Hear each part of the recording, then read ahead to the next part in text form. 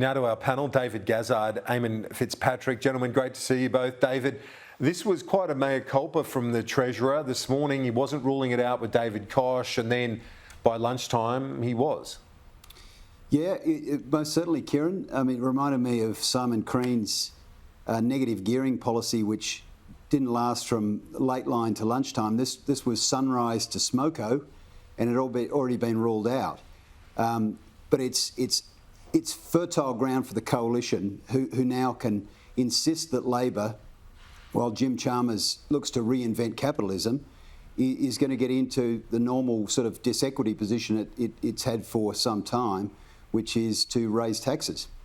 Eamonn Fitzpatrick, I was surprised. I think the Treasurer realised pretty quickly afterwards, certainly when I was watching that interview on Sunrise, and then subsequently he must have realised that that's one thing you've got to rule out. You don't want to get into rule out, rule in. That's one thing you definitely have to say explicitly, and the Prime Minister knew that instinctively.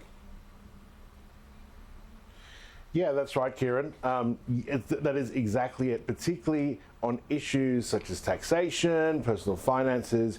You cannot hesitate for a moment. And I think good on him. I mean, as soon as you put that to him a bit later in the day, he fessed up and said that should never have happened in the first place. But what I will say, is, look, at least we live in a country where we need to start having these serious discussions around big issues, around structural issues, around the economy, around our finances. And, this is a good example of the need to have that conversation. I mean, whether it's talking about this or talking about the super changes, which are supposed to happen in the next term, I mean, that's exactly how the system works. But, look, coming back to the original point, he should have been quicker off the mark, and he wasn't, and he's accepted that.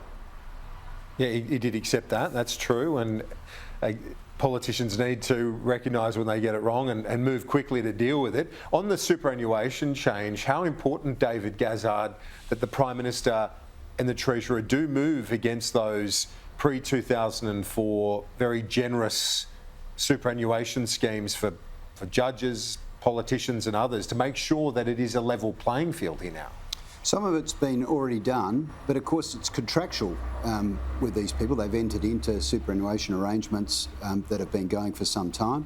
The previous government under Treasurer Costello dealt with this by setting up the Future Fund to meet the unfunded liability, rather than to sort of cut back people's requirements or people's entitlements. The bigger thing here around superannuation is the ability to keep confidence in the system. And as soon as you start chopping and changing, and this is what's happened in the past, people start losing faith that their nest egg is going to sort them out for their retirement. And that's a difficult position. We've already sort of seen speculation today about self-funded retirees with self-managed super funds and what they do now and how they start doing that, and what is their rational behaviour now they're going to be chopped out, and where is it going to go now that these funds are indexed, and how many people are going to get caught up in this? Once you have speculation like that, it corrodes confidence in the system. And as Australia ages and our tax base declines, you need more people in superannuation with more savings, not less. You don't prop your budget deficit up with savings out of superannuation.